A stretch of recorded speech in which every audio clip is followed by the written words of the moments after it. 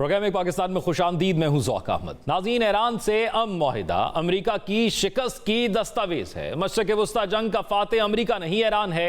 ये अल्फाज किसी ईरानी तर्जुमान के नहीं बल्कि खुद अमरीकी सेनेट में गूंज रहे हैं और ट्रंप पर तनकीद के तीर बरसाने वाले डेमोक्रेट सेनेटर्स हैं। वाशिंगटन में मुजव्वज़ा ईरान अमरीका मुआहिदे पर ऐसी बहस छिड़ चुकी है जिसने सदर डोनाल्ड ट्रंप की सिफारती कामयाबी के दावों पर बड़े सवाल खड़े कर दिए। कल भी अमरीकी सदर ट्रंप ने दावा किया कि अमरीका और ईरान के दरमियान हम मुआहिदे की दस्तावेज आखिरी मराहिल में है और मुमकिन है इतवार को इस पर दस्तखत हो जाए। आज भी ट्रंप ने डील फाइनल करने पर जोर देते हुए कहा कि इसराइल का बैरूत पर हमला इसी खास दिन हुआ जब हम ईरान से मुआहिदे के बहुत करीब थे। इसराइली हमला नहीं होना चाहिए था। उन्होंने कहा इसराइल को अपने दिफा का हक हासिल है, हिजबुल्लाह को भी हमले रोक देने चाहिए। ट्रंप ने कहा इसराइल के लबनान पर हमले से मुआहिदे पर फर्क नहीं पड़ना चाहिए, लेकिन दूसरी तरफ ईरान ने इसराइली हमले का जवाब देने का ऐलान किया है। अब सवाल यह है कि क्या ऐसे में ईरान अमरीका मुआहिदा मुमकिन होगा, जिसके लिए स्विट्जरलैंड ने भी पसे पर्दा सिफारती राब्तों और मुमकिन दस्तखती अमल की मेजबानी की पेशकश कर दी है। दूसरी जानिब अमरीका के अंदर भी मुआहिदे को लेकर ट्रंप की शदीद मुखालिफत सामने आ रही है। डेमोक्रेटिक सेनेटर एडम शिफ ने कहा कि नई जंगों ने अमरीकी आवाम को सिर्फ माली और सियासी नुकसान पहुंचाया, जबकि डेमोक्रेटिक रुकन कांग्रेस सेट मॉल्टन ने इस मुजव्वज़ा मुआहिदे को खुले लफ्जों में सरेंडर डॉक्यूमेंट यानी हथियार डालने की दस्तावेज करार दे दिया। मॉल्टन के मुताबिक ईरान के साथ मुहाजराई पर अमरीकी टैक्स दहिंदगान के तकरीबन $100 अरब खर्च हुए। 14 अमरीकी शहरी जान से गए, लेकिन हासिल क्या हुआ? सिर्फ आबना हरमस की बहाली, जो जंग से पहले भी खुली हुई थी। उधर मुआहिदे पर इबहाम पहले ही बरकरार था और अब इसराइल के लबनान पर ताज़ा हमले के बाद यह मजीद बढ़ गया है। इससे पहले ईरानी खबरसाई एजेंसी फारिस की खबर थी कि तेहरान ने भी अभी तक किसी हतमी फैसले की मंजूरी नहीं दी। सियासी, कानूनी और तकनीकी माहिरीन मुख्तलिफ नकात का बारीक बीनी से जायजा ले रहे हैं। ईरान का मौक़िफ़ है कि मुआहिदा इतवार नहीं बल्कि आइंदा चंद दिनों में मुमकिन हो सकता है। कतरी वफ्द के दौरा ईरान को अहम करार दिया जा रहा है। इतलात के मुताबिक मुज़ाकरात बुनियादी तौर पर यूरेनियम अफजूदगी, पाबंदियों में नरमी और इक़्तिसादी बहाली पर मरकूज हैं, जबकि अमरीकी मीडिया ने एक और सनसनीखेज दावा कर दिया है। CNN के मुताबिक ईरान ने तकरीबन निस्फ टन इंतहाई अफजूदा यूरेनियम को महफूज बनाने के लिए ज़ेर ज़मीन सुरंगों को सील कर दिया है और बाज़ दाखिली रास्तों पर बारूदी सुरंगें भी नस्ब कर दी हैं। रिपोर्ट के मुताबिक अस्फहान की जौहरी तंसीबात में मौजूद इस जखीरे तक रसाई अब पहले से कहीं ज़्यादा मुश्किल और खतरनाक बन चुकी है। अमरीकी इंटेलिजेंस ज़राए का दावा है कि मई के वस्त में इस एटमी मवाद पर कब्जे के लिए एक ऑपरेशन ज़ेरे गौर था, लेकिन खतरात के बायस मौखर कर दिया गया। अब नजरें पाकिस्तान की अनथक सिफारती कोशिशों पर भी जमी हुई हैं, जिसने कशीदगी कम करने और मुज़ाकरात को आगे बढ़ाने के लिए मुसलसल राब्तों का सिलसिला जारी रखा। कल वज़ीर आज़म ने भी जल्द मुआहिदे पर दस्तखत होने की उम्मीद जाहिर की। अब सवाल यह है कि अगर मुआहिदा इतना करीब है तो हतमी दस्तखत में ताखीर क्यों हो रही है? क्या पाकिस्तान की सिफारती कोशिशें इस तारीखी पेशरफ्त को मुमकिन बना देंगी? अब इसी तमाम तर सूरत हाल पर बात करेंगे। हमारे साथ मौजूद हैं आदिल नजम साहब, जो कि माहिर बैनुल-अक़वामी अमूर हैं, और सहाफ़ी उसामा बिन जावेद साहब भी हमारे साथ मौजूद हैं। दोनों मेहमानों का बहुत शुक्रिया। आदिल नजम साहब, क्योंकि ये जो ताज़ा अपडेट आई है जिसमें इसराइल ने बैरूत पर, लबनान पर हमला किया है, और उस वक्त हमला किया है जब ये मामलात कहा जा रहा था कि 24 घंटों के अंदर तय हो जाएंगे। डोनाल्ड ट्रंप भी पुरुमीद थे, पाकिस्तान की जानिब से भी कहा गया था। अब आप और ईरान ने भी इस पर यह कह दिया कि अनआंसर्ड नहीं जाएगा। आप क्या समझते हैं कि ये जो इसराइल ने ताज़ा हमला लबनान पर किया और बैरूत पर किया, इससे अब क्या फ़र्क पड़ेगा इस डील पर? देखें, ये मेरे ख्याल में जो इजराइल की कोशिश, इसको आप कह रहे हैं, वो कोशिश से ज़्यादा एक अटैक है। ना सिर्फ पीस प्रोसेस पे, लेकिन एक तरह से डोनाल्ड ट्रंप पे भी। ईरान पे तो, लबनान पे तो है ही है, बैरूत पे तो है ही है, और उस हवाले से ईरान पर भी है, लेकिन एक तरह से डोनाल्ड ट्रंप पे भी है ना, क्योंकि अब तो बार बार जो है, अगर आप देखें तो इजराइल किसको डिफाई कर रहा है? ईरान को डिफाई कर रहा है, लबनान को डिफाई कर रहा है, और अब बाकायदगी से वो डोनाल्ड ट्रंप को डिफाई कर रहा है। और उससे मुराद ये कि इन ए वे वो अपना वीटो दिखा रहे हैं। वो ये दिखा रहे हैं डोनाल्ड ट्रंप को कि यार, जंग तो हमारी थी, तुम तो मतलब किराए पे आए थे। अब किराए पे कहना तो शायद अजीब बात लगता है एक बड़ी ताकत को, लेकिन ये जंग तो पहले दिन से जो है, ये तो इजराइल की है ना।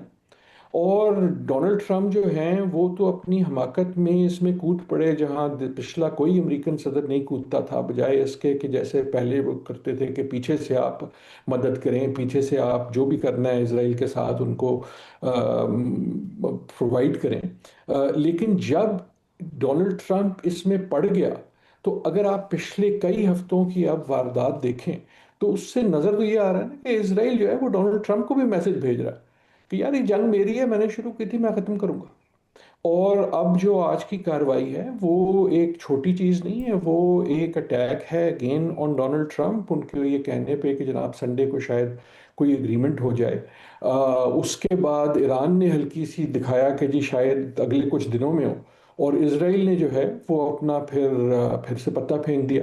तो ये मेरी गुजारिश है कि ये पहले दिन से जो है ट्राइलैटरल एक गुफ्तगू है जिसमें सिर्फ दो फरीक जो हैं वो गुफ्तगू कर रहे हैं। ट्राइलैटरल एक मसला है, और मसले में जो सबसे बड़ा, हम स्पॉइलर जब कहते हैं ना, स्पॉइलर से हमें ये लगता है कि अच्छा कोई बाहर की पार्टी है जिसका ताल्लुक नहीं है एग्रीमेंट से, लेकिन वो उसको खराब कर देगा, गन डाल देगा। मेरा आपसे पहले भी शायद इस पे बात हुई, मेरे शुरू से मौक़िफ़ ये है कि इसराइल स्पॉइलर नहीं है, इसराइल एक पार्टी है, ना सिर्फ पार्टी है, वो इंस्टिगेटर है।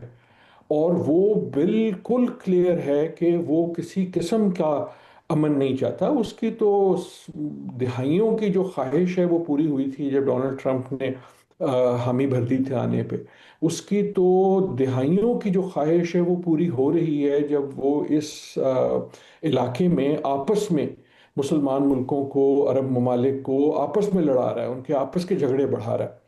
तो इन वे इसराइल जो है वो इस इन आई थिंक वो भी अपने आप को फातेह देखता है, और वो ये देखता है कि इस जंग का जो इख्तिताम है वो उसका गोल नहीं है, उसका गोल कुछ और है, और वो गोल वहां से पैदा होता है, वहां से निकलता है जहां ये जंग कंटिन्यू रहे। So I think this is a very serious thing जिसको हम अमन मुआहिदा कह रहे हैं। आखिरी बात मैं ये कह लूँ, डोनाल्ड ट्रंप की अभी भी बहुत ज्यादा, अब तो बिल्कुल जाहिर हो गया ना कि he really is desperate to get this. और कल की जो तारीख है, आज हम 14 जून को बात कर रहे हैं, कल 15 को जिनीवा में शुरू होनी है G7 का इजलास, जहां अमेरिका ने भी होना है, दूसरे ममालिक ने भी होना है, डोनाल्ड ट्रंप साहब ने भी सपोजिटली होना है।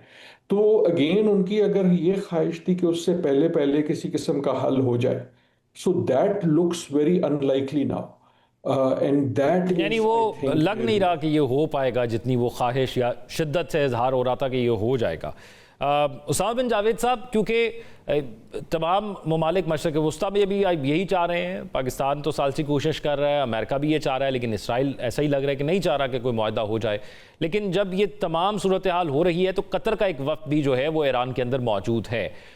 तो कतर का वफ्द क्या कुछ डिस्कस कर रहा है ईरान के अंदर? और मीनवाइल इसराइल ने अटैक भी कर दिया है इस सारी सूरत हाल के अंदर लबनान पर। आपको क्या लगता है कितना फ़र्क पड़ेगा उससे अब इस मुआहदे पर? देखिए, इस वक्त अमन के ख़्वाह जो लोग हैं उनकी तादाद निस्बतन कम है, चाहे वो अमेरिका में हो या ईरान में हो, और इसराइल तो चाहता ही नहीं है कि किसी किस्म का अमन कायम हो। तो अब क़तरी वफ़द की तेहरान में मौजूदगी इस बात की निशानदेही करती है कि तेहरान में वो लोग जिनके जो तहफ़्फ़ुज़ात हैं उनको दूर किया जाए, उनको इस बात पे यकीन दहानी कराई जाए कि इस माहदे को साइन कर देना उनके हक़ में है, और इस माहदे की जो चीदे बातें हैं उस पे न सिर्फ पाकिस्तान बल्कि कतर और बाकी जो ममालिक हैं, क्योंकि पाकिस्तान को सऊदी अरब, मिस्र और तुर्की की हिमायत भी हासिल है इन मामलात को आगे बढ़ाने में।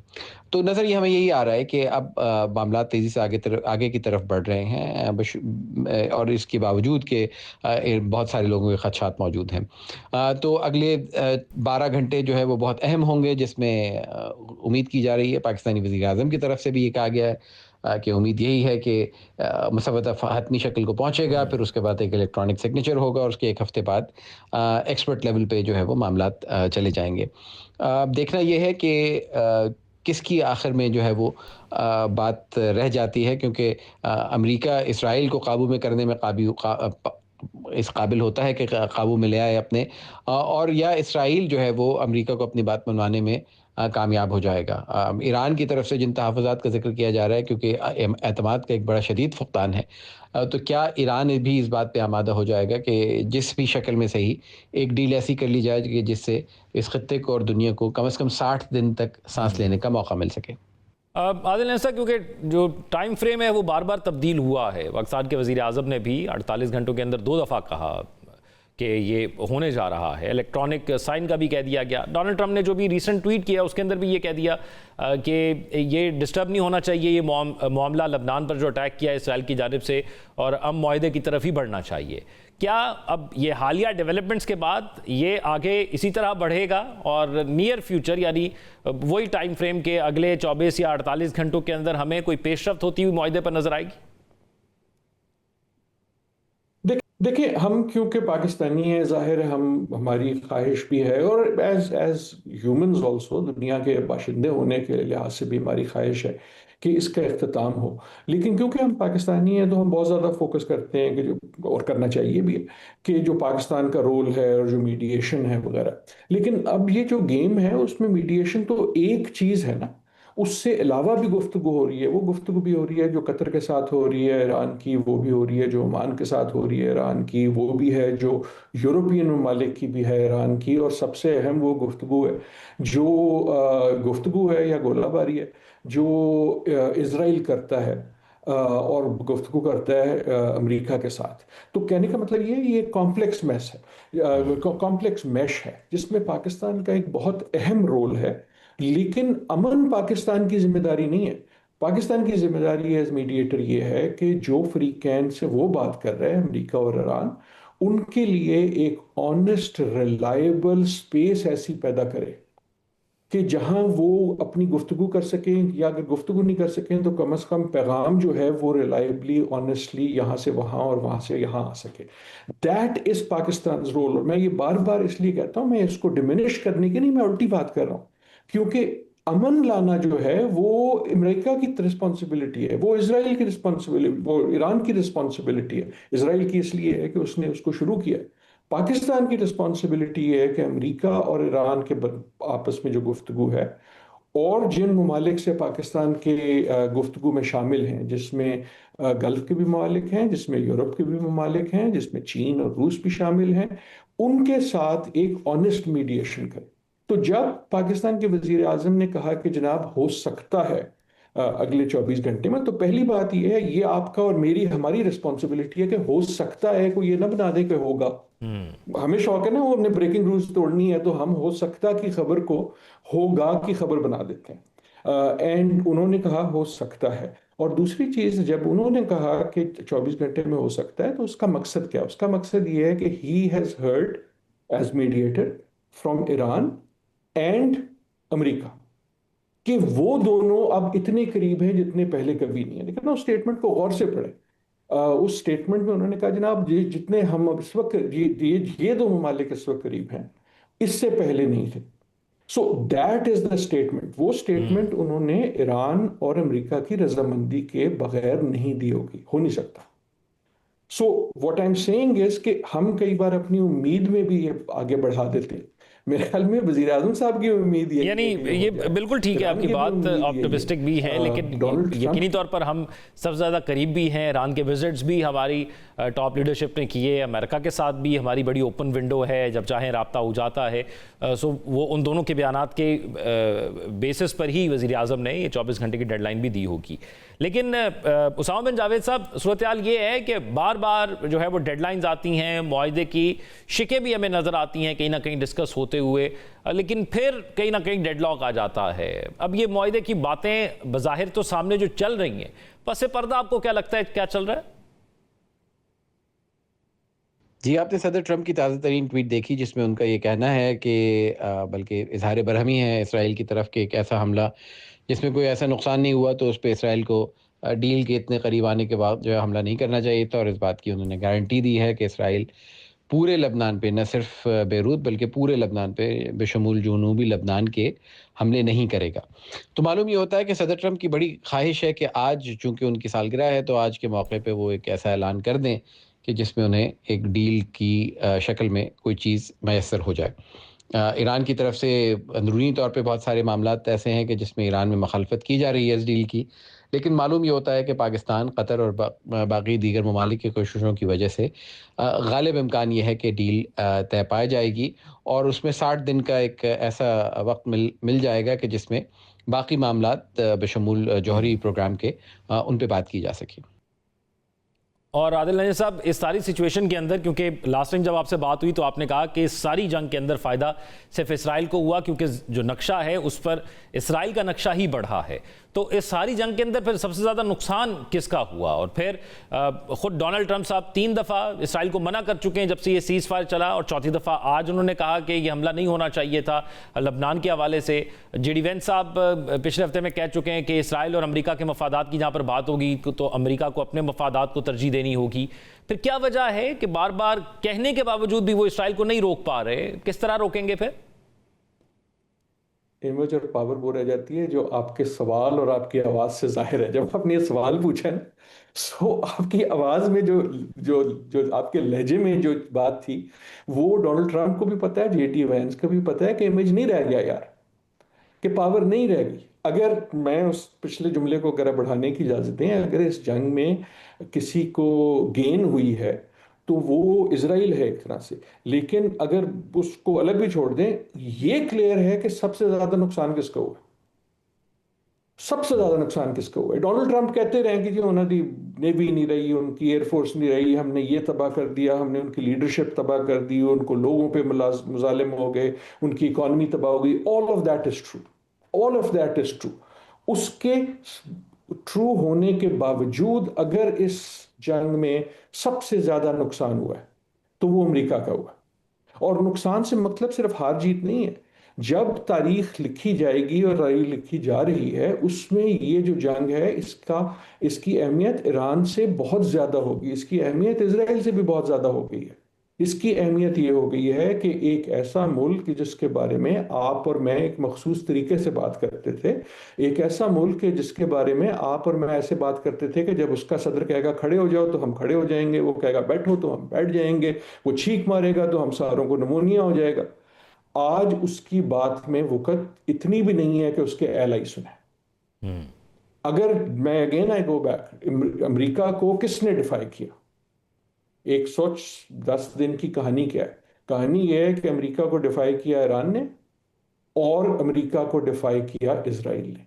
ये बात वैंस को भी पता है, ये बात ट्रंप को भी पता है, इसीलिए उनको गुस्सा है। वो जब फोन पे गालियां शालियां देते हैं तो देखो ना, आप कब देते हैं इस किस्म की जुबान, आप कब इस्तेमाल करते हैं? आप तब करते हैं जब आप बहुत फ्रस्ट्रेटेड होते हैं। कोई भी शख्स, आप, मैं या कोई और जो है, वो इस किस्म की जुबान क्यों इस्तेमाल करेगा और कब करेगा? वो तब करेगा जब उसको वो बिल्कुल बौखला आ जाएगा कि यार मेरे साथ क्या कर रहे हो तुम। वो अपना जो गुस्सा है उसको निकालने के लिए करेगा, सिर्फ उसको मैसेज करने के लिए नहीं करेगा। So that is the state that Donald Trump has put America in. और अमेरिका में मसला ये है कि डोनाल्ड ट्रंप ने जो भी किया है, इस वक्त अमेरिका पे उनका अपना प्रेशर है। तो एक तो उनके पास इजराइल का प्रेशर है, दूसरा अमेरिका का प्रेशर है। दैट इज द फ्रस्ट्रेशन कि एज उनकी अपनी सालगिरह हुई, मेरे में 80th बर्थडे आज कल वो अपनी बना रहे हैं, एज अमेरिका की 250 साल खत्म होते हैं 4 जुलाई को, अमेरिका जो है उसकी 250th 250वीं सालगिरह होगी। और उस सालगिरह में अमेरिका में भी एट इट्स वर्स्ट इमेज, ये वो साया है जो JD Vance को भी पता है और डोनाल्ड ट्रंप को भी पता है, और इसीलिए वो बारी बारी कहते हैं कि हम बड़े ताकतवर हैं। देखें, एक मैं आखिरी बात करूं इस पे कि जो ताकतवर होता है ना, उसको बताने की जरूरत नहीं होती कि मैं ताकतवर हूं। जब आप बहुत ज्यादा बताना शुरू कर देना कि मैं कितना ताकतवर हूं, मेरी कितनी बड़ी जीत है, तो एकदम शक ये होता है कि यार शायद तुम उतने ताकतवर नहीं रहे जितने कभी थे। यानी आप समझते हैं कि वो बिल्कुल बात सही है कि एलाइज भी उस तरह साथ नहीं दे रहे। आपने देखा जंग के अंदर किस तरह यूरोपीय यूनियन ने भी किस तरह वो डिनाई किया तमाम अहकामात को, या जो ट्रंप चाहते थे। उसामा साहब, अब क्या आपको लगता है, क्योंकि हमने ये देखा कि वो 28 तारीख को जो अटैक हुआ 28 फरवरी को, वो हुआ तो इकट्ठे, और यही लगता था कि दोनों का टारगेट भी सेम है, अमेरिका और इसराइल का। लेकिन क्या आपको लगता है कि दोनों के टारगेट्स मुख्तलिफ हैं जिसकी वजह से मुआहिदा नहीं हो पा रहा इसराइल और अमेरिका दोनों के? जी, ये बात तो बिल्कुल आया है कि अमेरिका और इसराइल के बहुत अलग अलग मामलात हैं दोनों जानिब से। इसराइल जो है वो इस खत्ते में अपनी जारादारी चाहता है, इस खत्ते को तफरक़े में देखना चाहता है, इस पूरे खत्ते में किसी भी किस्म का इस्तेहकाम नहीं देखना चाहता। जबकि अमेरिका की ख्वाहिश ये है कि ईरान की कमर तोड़ दी जाए और इमरान की अस्करी तौर पे ईरान को इतना कमज़ोर कर दिया जाए कि वो यहाँ पर इस खत्ते में किसी को चैलेंज ना कर सके और अमेरिका जो है वो अपने मामलात सीधे रख सके। तो यकीनन अमेरिका और ईरान के अहदाफ में इख्तिलाफ तो यकीनन है, लेकिन जिस बात पे एग्रीमेंट है वो ये है कि अमेरिका और इसराइल एक ही सिक्के के दो रुख हैं और एक साथ ही अपनी पॉलिसी को लेकर चल रहे हैं। शायद एंड रिज़ल्ट्स में उनकी ख्वाहिशात मुख्तलिफ हों, लेकिन जहाँ तक ईरान का ताल्लुक़ है, ईरान को एक दुश्मन की नज़र से देखना, ईरान की अस्करी क़ुव्वत को कमज़ोर करना और ईरान को निशाना बनाना जो है, ये दोनों का मुत्तहदा लाहे-अमल है। तो अब लग ये रहा है कि चूँकि ईरान में अमरीकी सदर ने जितनी बातें की थीं, वो शायद पूरी नहीं हुई और मामला तूल पकड़ते जा रहे हैं, तो इस वजह से अमरीका अब इस बात पे रज़ामंद नज़र आता है कि इस जंग को जितनी जल्द लपेटा जा सके उतना बेहतर। यानी टारगेट जो अचीव भी किए हैं उसके हवाले से भी दोनों को लगता है कि फ़र्क है। अमेरिका को लगता है हमने अचीव कर लिया और इसराइल को लगता है कि उसने अचीव नहीं किए। बहुत शुक्रिया आदिल नजम साहब और उसामा बिन जावेद साहब हमारे साथ मौजूद थे। नाज़रीन, प्रोग्राम में शामिल करेंगे एक break. Stay with us. Break के बाद खुशामदीद नाज़रीन। खैबर पख्तूनख्वा पुलिस ने दहशतगर्दी के खिलाफ जंग में भारी नुकसान उठाया है, मगर बहादुर एहलकार हम दुश्मनों के खिलाफ मैदान में डटे हुए हैं। दहशतगर्दी हमलों में होने वाले नुकसानात से ज़्यादा तशवीशनाक वो इंकशाफात हैं जो खैबर पख्तूनख्वा पुलिस ने दहशतगर्दों की नई हिकमत अमली के बारे में किए हैं। पुलिस हुक्काम के मुताबिक हालिया 10 दहशतगर्द हमलों में माइनिंग एक्सप्लोसिव इस्तेमाल होने के शवाहिद मिले हैं, यानी वो बारूदी मवाद जो आम तौर पर सख्त पहाड़ों को रेजा रेजा करने के लिए कानकुनी में इस्तेमाल होता है, अब दहशतगर्दी के लिए इस्तेमाल किया जा रहा है। इसी खतरे के पेश नजर सीटीडी और स्पेशल ब्रांच की खुसूसी कमेटियां तश्कील दी हैं जो माइनिंग, बारूदी मवाद समेत धमाका खेज मवाद के दीगर जराए की निगरानी के लिए नई हिकमत अमली तैयार करेंगी। लेकिन बड़ा सवाल यह है कि दहशतगर्द कितने जदीद हो चुके हैं। तो इसका जवाब यह है कि खैबर पख्तूनख्वा जो दहशतगर्दी के खिलाफ फ्रंट लाइन सूबा है, जहां दहशतगर्द सिर्फ बारूदी मवाद तक महदूद नहीं रहे, कलअदम टीटीपी दहशतगर्द अफगानिस्तान से मिलने वाले जदीद तरीन अमरीकी और नेटो हथियार इस्तेमाल कर रहे हैं, जिनमें नाइट विजन और थर्मल इमेजिंग भी शामिल है, जिसकी मदद से वो रात के अंधेरे में सिक्योरिटी एहलकारों और चेक पोस्टों को बआसानी निशाना बनाते हैं। इसके अलावा M4 और M16 राइफलें, M24 स्नाइपर राइफलें, लेजर गाइडेड आलात और जदीद ड्रोन टेक्नोलॉजी इस्तेमाल कर रहे हैं। दुरुस्त निशाना लगाने की सलाहियत ने उनके हमलों को मजीद मोहलक बना दिया है। इस पसे मंजर में 10 जून को हुकूमत ने महकमा इंसदाद दहशतगर्दी खैबर पख्तूनख्वा के लिए बड़े पैमाने पर फंड जारी किए हैं ताकि सीटीडी को जदीद खतूत पर इस्तेमाल किया जा सके। इस सिलसिले में 7 अरब 77 करोड़ रुपए से ज्यादा की मंजूरी दी गई है, जिनमें 7 अरब 5 करोड़ रुपए फराहम किए जा चुके हैं। इन फंड से बुलेट प्रूफ और बख्तरबंद गाड़ियां, जदीद स्नाइपर राइफल्स, SMGs, पिस्तौल, एम्युनिशन, लोकेटर्स, जैमर्स खरीदे जा रहे हैं, जबकि जदीद drones, anti drone guns, bullet proof jackets, helmets, wireless systems और थर्मल आलात भी खैबर पख्तूनख्वा पुलिस को दिए जा रहे हैं। लेकिन सवाल अब भी अपनी जगह मौजूद है। जब दहशतगर्द जदीद तरीन जंगी technology, night vision, thermal systems और माइनिंग एक्सप्लोजिव इस्तेमाल कर रहे हों, तो क्या 7 अरब रुपए से ज्यादा की यह खरीदारी काफी है? क्या पुलिस को सिर्फ साजो सामान देना मसले का हल है, या सरहदी निगरानी, इंटेलिजेंस नेटवर्क और दहशतगर्दों की सप्लाई लाइन्स का खात्मा भी नागुज़ीर हो चुका है? इसी हवाले से तमाम सूरत हाल पर बात करेंगे। सीनियर जर्नलिस्ट हसन खान साहब हमारे साथ मौजूद हैं। बहुत शुक्रिया आपके वक्त का। हसन खान साहब, एक तो ये जो इंकशाफात खैबर पख्तूनख्वा पुलिस की जानिब से किए गए हैं, जिसमें बताया गया है कि माइनिंग एक्सप्लोसिव इस्तेमाल हो रहे हैं, आप क्या समझते हैं कि ये खैबर पख्तूनख्वा के अंदर जो दहशतगर्दों की सलाहियत है, ख़ास तौर पर हथियारों को लेकर, ये बढ़ गई है बहुत ज़्यादा, इसी तरह है जो बताया गया? बहुत शुक्रिया। देखिए, इसमें कोई शक नहीं कि एक साइड पे अगर हम कह सकते हैं कि दहशतगर्द जो है वो हर लिहाज से हमारे खैबर पख्तूनख्वा की पुलिस से वेल इक्विप है। वो ना सिर्फ ये कि जिसकी तरफ आपने इशारा किया, असलहा की तरफ या उनकी जो मॉडर्न कम्युनिकेशन सिस्टम्स है उनके पास, आप इससे अंदाज़ा लगाए ये जो आपने जो माइनिंग एक्सप्लोसिव यूजुअली स्पेशली ये मलाकन डिवीजन, बाजौर, मोमन, खैबर, इन इलाकों में माइनिंग बहुत ज़्यादा होती है और वहाँ पे बाकायदा लाइसेंस दिए जाते हैं, लेकिन इसका ज़्यादा इम्कान है कि उसकी मिसयूज़ जो है वो हो सके। और इस पर काफ़ी टाइम से स्पेशली बुनेर, स्वात, मलाकन में इस पर पाबंदी भी लगाई गई थी। लेकिन मेरे ख्याल में अगर आप अंदाज़ा लगाए कि आज से तकरीबन 3-4 दिन पहले एक खबर आई है कि खैबर पख्तूनख्वा जो मर्ज डिस्ट्रिक्ट है police station, would you believe it कि आज से तकरीबन हफ्ता 10 दिन पहले खैबर पख्तूनख्वा के एक अहम पुलिस ऑफिसर से मेरी एक मुलाकात हुई थी, जो कि डेफिनेटली ऑफ द रिकॉर्ड क्योंकि वो बातें शेयर की थी, इसलिए कि इसमें आज तक कोई कंक्रीट पुलिस चेक पोस्ट नहीं है। कंक्रीट का मतलब है कि बाकायदा ईंटों से, सीमेंट से और सरिया वगैरह उसमें इस्तेमाल किया हो, कोई नहीं है, ना कोई पुलिस लाइन है, ना कोई पुलिस स्टेशन है, ये हालत है। और खैबर पख्तूनख्वा के वो अजला जो बिल्कुल फ्रंट पे, जिस तरह के बनू हो गया, डेर इस्माइल खान हो गया, टांग हो गया, कोहाट हो गया, ये जो पेशावर और जो मोहम्मद और बाजेवड़ के साथ जो मौलिका इलाके हैं, यहाँ पे पुलिस स्टेशन जो है या पुलिस चेक पोस्ट है वही है जो कि अंग्रेज के जमाने से हुई। ये बड़ी अनफॉर्चुनेट बात है और आप इससे अंदाजा लगाए कि गुज़िश्ता साल खैबर पख्तूनख्वा की पुलिस डेवलपमेंट के लिए 20 अरब का जो है पैसे देने थे और उसमें सिर्फ 50 करोड़ दिए गए थे। So this is our seriousness. इससे आप अंदाजा लगा सकते हैं कि हम कितनी हमारी संजीदगी इससे आपकी रियासत और रियासती इदारों की संजीदगी का आपको इससे अच्छी तरह आपको अंदाजा होगा कि आज तक 2018 और ये 2026।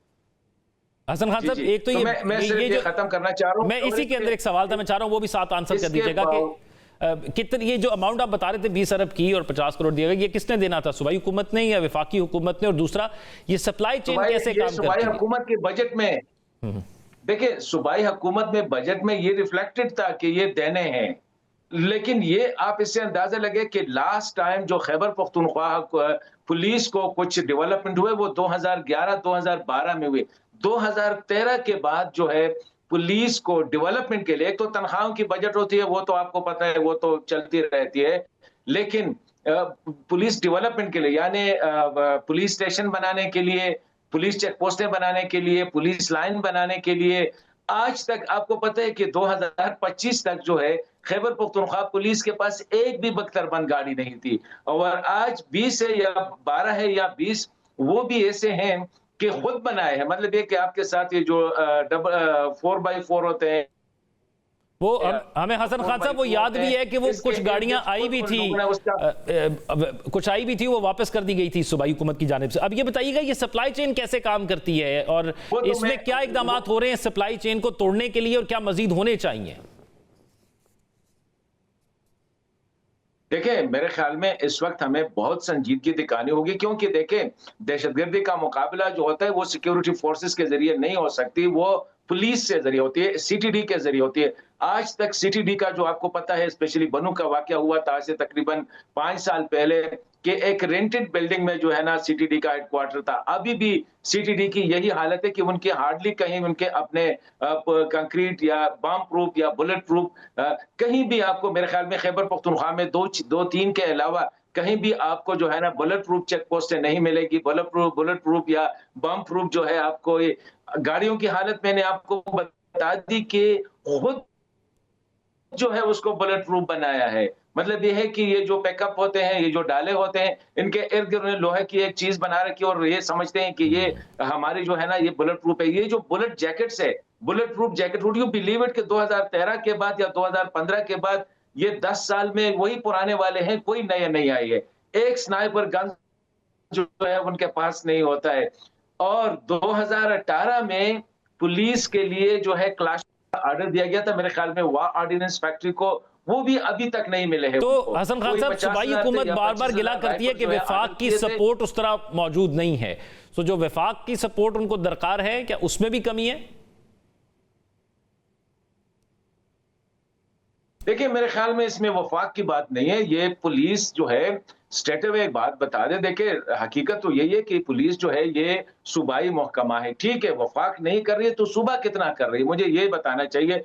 इस वक्त सूबे की हालत ये अगर आप कोई जाके कह दे ये पुलिस का बता रहे कि हमने 100 अरब दिया है, सामने 50 अरब दिए, ये वो है जो कि तनख्वाहों वाली है। मैं डेवलपमेंट के जहां पे आपको हथियार लेने होते हैं, स्नाइपर्स गन लेने होते हैं, ड्रोन लेने होते हैं, एंटी ड्रोन लेने होते हैं, सर्वेलेंस ड्रोन लेने होते हैं, वेपन लोडेड ड्रोन लेने होते हैं, ये जो कम्युनिकेशन इक्विपमेंट्स लेने होते हैं, थर्मल इमेजिंग गन्स लेने होते हैं, ये जो टेररिस्ट है, जो मिलिटेंट्स है, दे आर फॉर एडवांस। हमारे यहाँ प्रॉब्लम ये है कि ये मसला जो है, एक तो सूबाई हुकूमत जो है बिल्कुल इसकी प्रायोरिटी में नहीं है, पुलिस और सिक्योरिटी जो है, क्योंकि वो तो एक किस्म की मिलिटेंट के साथ वो तो बिल्कुल लग ऐसा रहा है कि कहीं ना कहीं पे एक है उनकी, क्योंकि वो नहीं चाह रहे कि मिलिटेंट के साथ जो है फ्रंटली उनको टेक ऑन करे। ये तो इसमें मेरे ख्याल में इससे पहले अगर आप पीटीआई की हुकूमत ले ले या उससे पहले ले ले, परवेज खटक साहब ने तो कहा था कि हमें उनको ऑफिस देने चाहिए। इसके बाद और अभी जो है तो हालत ये है, तो मैं समझता हूँ इसमें जो स्क्वायरली रिस्पॉन्सिबल है वो सूबाई हुकूमत है। अगर सूबाई हुकूमत ने कितनी दफा, जिस तरह मैंने आपको कहा कि अभी जो मैंने सुना है कि मौजूदा पुलिस की आदत है, इसने कोशिश की है कि जो 2018 में वॉर ऑर्डिनेंस फैक्ट्री को जो ऑलरेडी वेपन्स के लिए जो पैसे डिपॉजिट किए गए थे, अब उस केस को परसू किया जा रहा है कि वो जो वेपन्स है वो पुलिस को दिए जाए। पुलिस के पास बुलेट प्रूफ ये जो हेलमेट होते हैं, ये हार्डली वो मैंने सुना है कि few thousand for 80,000 for 100,000 police, few thousand. ठीक, यानी आप समझते हैं कि उस वो तादाद भी उन चीजों की उतनी नहीं है। तो सिर्फ क्या वसाइल का ही आपको लगता है कि फुकदान है वहां पर, या चीजों का ही फुकदान है, या उसके अलावा आपको लगता है कि जो ट्रेनिंग वहां पर दी जा रही है वो भी नाकाफी है जदीद किस्म के हथियारों के खिलाफ, या जदीद किस्म की एक वॉरफेयर के खिलाफ जो कि दहशतगर्दों के खिलाफ वहां पर जमीन पर लड़ी जा रही है?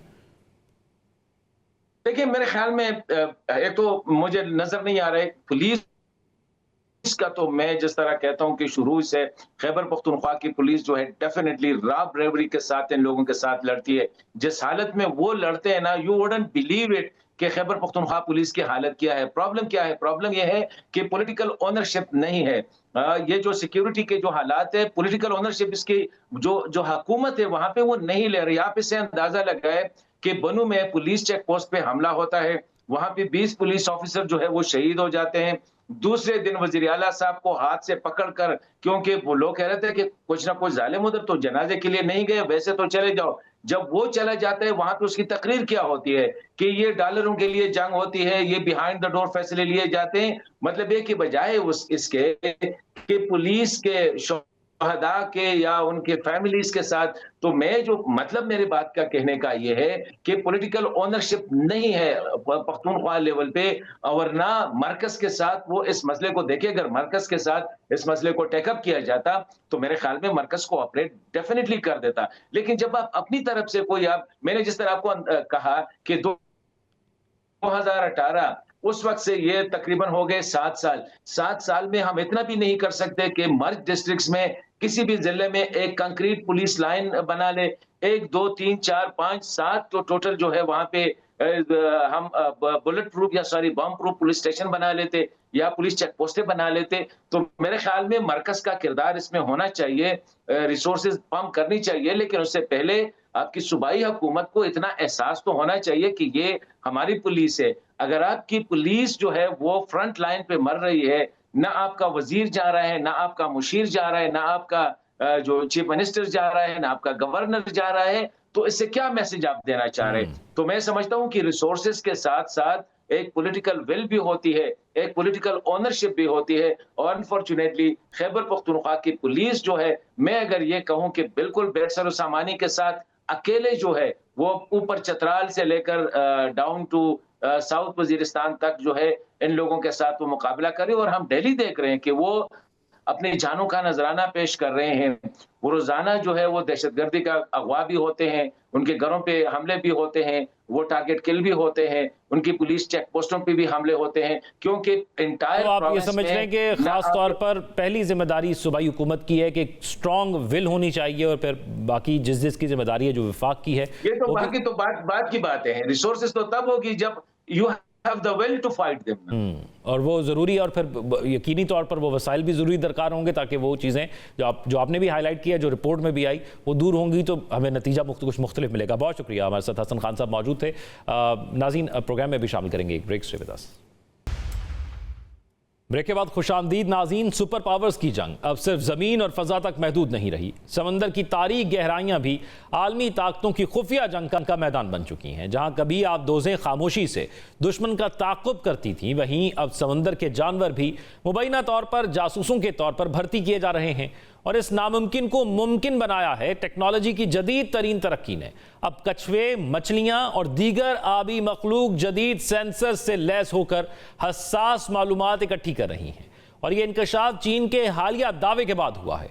चीन के इस दावे ने आलमी सिक्योरिटी हलकों में हलचल मचा दी है कि गैर मुल्की इंटेलिजेंस एजेंसियां चीन के गिर्द समुद्री इलाकों में निगरानी और जासूसी के लिए गैर रिवायती तरीके इस्तेमाल कर रही हैं। बीजिंग का कहना है कि समंदर के अंदर एक नजर न आने वाली जंग जारी है, जहां जदीद आलात के साथ साथ जासूस कछुए और जासूस मछलियां भी इस्तेमाल की जा रही हैं।